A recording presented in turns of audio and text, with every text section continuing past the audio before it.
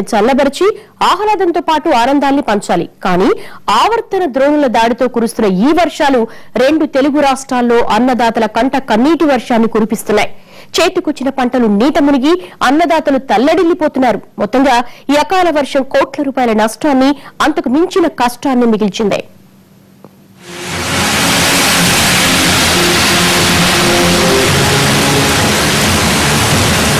కురవాల్సిన సమయంలో చుక్క వాన కూడా పడలేదు. కానీ వద్దంటున్నా ఇప్పుడు కుండపోత కురుస్తోంది. 2 తెలుగు రాష్ట్రాల్లో ఎడతెరిపి లేకుండా కురుస్తూనే ఉంది.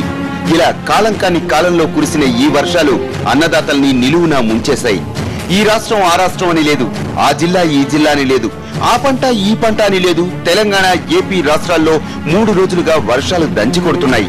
వీటి ప్రభావంతో లక్షల ఎకరాల్లో పంట నీట మునిగింది.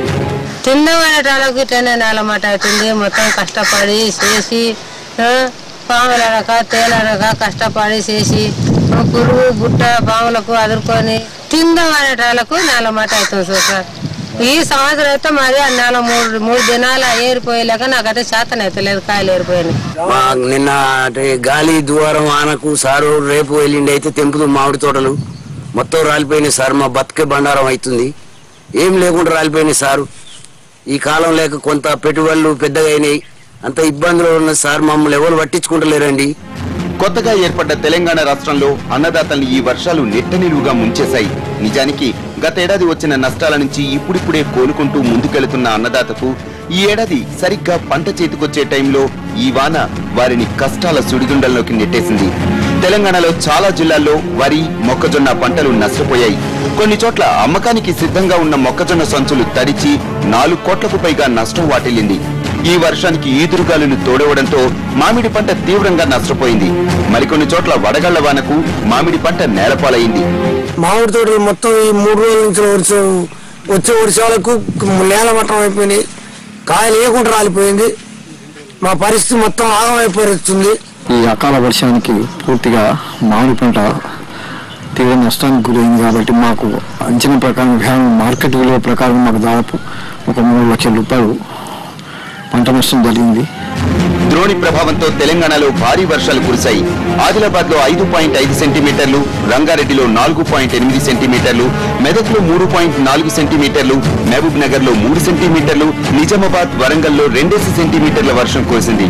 ఈ అకాల వర్షాలతో ప్రజలతో పాటు రైతులు కూడా తీవ్ర ఇబ్బందులు పాలయ్యారు. మానవ తప్పిదాల వల్ల వేరే విధంగా జరుగుతుంది. ఏంటంటే ఇప్పుడు మనం చెట్లు నరికేస్తాం, ఫారెస్ట్ ఏరియాను విపరీతంగా కొట్టేస్తాం. ఆ విపరీతంగా కొట్టడం వల్ల ఏమవుతుందంటే వచ్చే వర్షం తగ్గిపోతుంది, టెంపరేచర్ పెరిగిపోతాయి. తర్వాత గ్రౌండ్ వాటర్ ఏదైతే అక్విఫర్స్ ఉంటాయో అవన్నీ దెబ్బతింటాయి. ఆ దెబ్బతిన్నప్పుడు మొత్తం అక్కడున్న ఎన్విరాన్మెంట్, అక్కడున్న అంటే వ్యవసాయానికి అనుకూలత ఇవన్నీ దెబ్బతింటాయి అన్నమాట. అది ఒకటి. ఇంకొకటి ఏంటంటే అర్బనైజేషన్, పట్టణీకరణ. ఈ పట్టణీకరణ వలన చాలా వరకు మనం మాడిఫై చేసుకుంటూ పోతున్నాం. ఈ పట్టణాలలో టెంపరేచర్ పెంచుకుంటూ పోతున్నాం.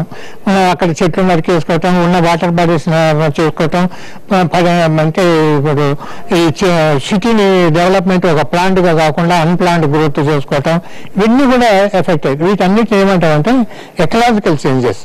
అంటే ల్యాండ్ యూజ్, ల్యాండ్ కవర్ను మార్చినప్పుడు వాతావరణంలో మార్పులు జరుగుతాయి. ఒక్క తెలంగాణ కాదు, ఏపీలో కూడా వర్షం అన్నదాతల కడుపు కొట్టింది. రాయలసీమలో చాలా ప్రాంతాలు భారీ వర్షాల బారిన పడి ఉన్న అరకొర పంటలు కూడా వర్షార్పణం అయిపోయాయి. నగరాల్లో లోతట్టు ప్రాంతాలు జలమయమయ్యాయి. దాదాపుగా రాయలసీమ అంతటా వర్షాలు బాధేస్తున్నాయి.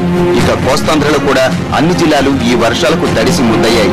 ఇక్కడ చాలా చోట్ల కోతకొచ్చిన వరి పంట నేల కొరిగింది. చాలా చోట్ల పంట చేలు నీట మునిగిపోయాయి.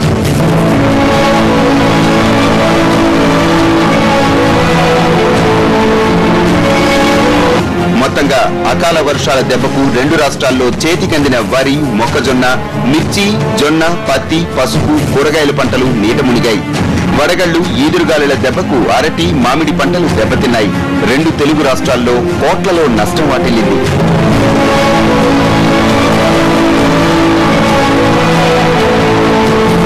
ఇప్పటికే 2 తెలుగు రాష్ట్రాలతో పాటు మరో 4-5 రాష్ట్రాల్ని బెంబేలెత్తిస్తున్న ఈ ఉపరితల ఆవర్తన ద్రోణి మరో 2 రోజులు కొనసాగే అవకాశం ఉన్నట్లు అధికారులు చెబుతున్నారు. అంటే మరో 2 రోజుల పాటు ఈ 2 తెలుగు రాష్ట్రాలు తడిసి ముద్దవ్వాల్సిందే.